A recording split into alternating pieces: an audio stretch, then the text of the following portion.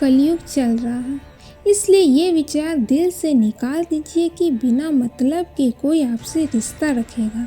अपने पास ऐसा जरूर कुछ बचा के रखिए कि लोग उसे पाने के लिए आपसे जुड़े रहें।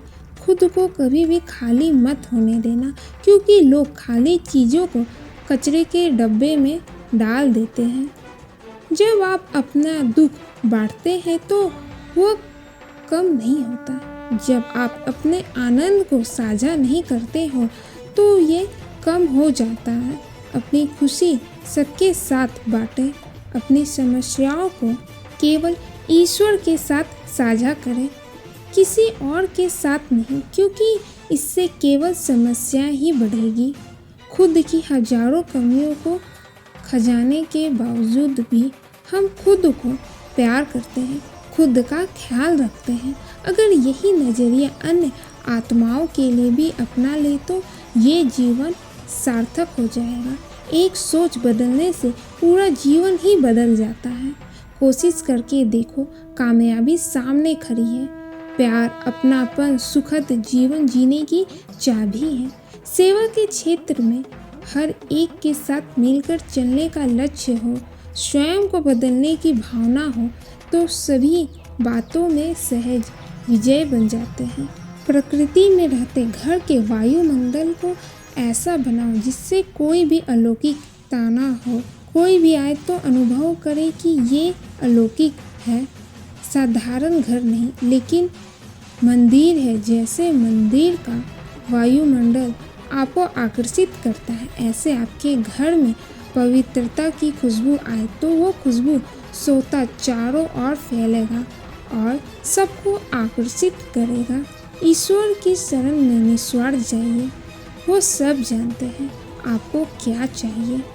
अगर हमेशा खुश रहना है तो सिर्फ एक ही चीज़ करनी है, सारा दिन में ऐसा सोचें, ऐसा बोलें और ऐसा व्यवहार करें जो सबको सुख दे, सबको दुआएं दे और हम भी फिर दुआएं कमाएं। जिस परिवार में एक दूसरे से जलन रखकर उसे बर्बाद करने में लगे रहते हो, उस परिवार का कोई सदस्य उन्नति नहीं कर सकता।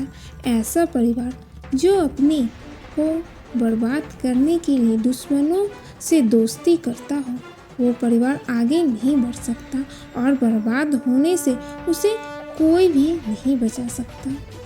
आप चाहे कोई काम में कितना भी निपुण क्यों ना हो, कितने ही बुद्धिमान क्यों ना हो, कितने भी महान क्यों ना हो, विवेकपूर्ण क्यों ना हो, लेकिन आप स्वयं हर एक परिस्थिति के ऊपर पूर्ण नियंत्रण नहीं रख सकते। आप सिर्फ अपना प्रयास कर सकते हो, लेकिन उसकी भी एक सीमा है और जो उस सीमा से आगे की बागडोर संभालता है उसी का नाम ईश्वर है।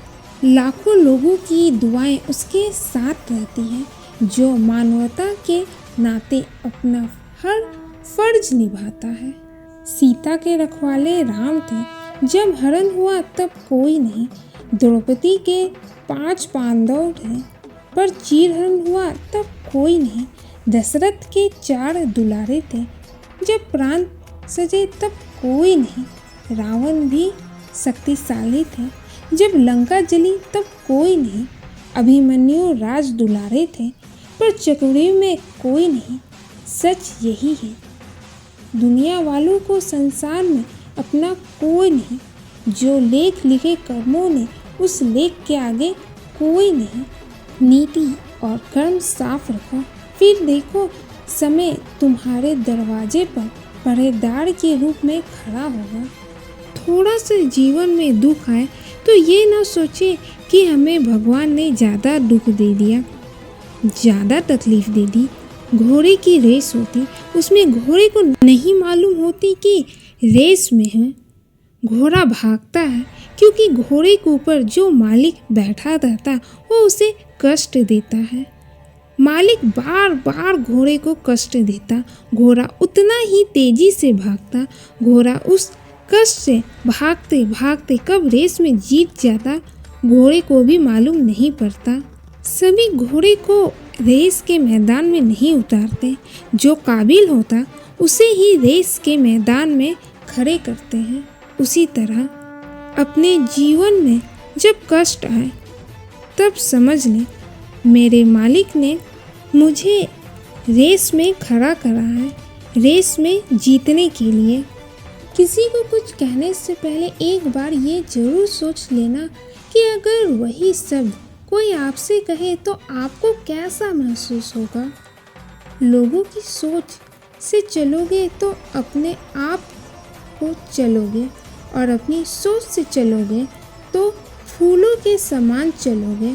आप अपने जीवन मूल्यों के अनुरूप जितना ज़्यादा जिएंगे उतने ही ज़्यादा सुखी, स्वस्थ, सकारात्मक और ऊर्जावान बनेंगे।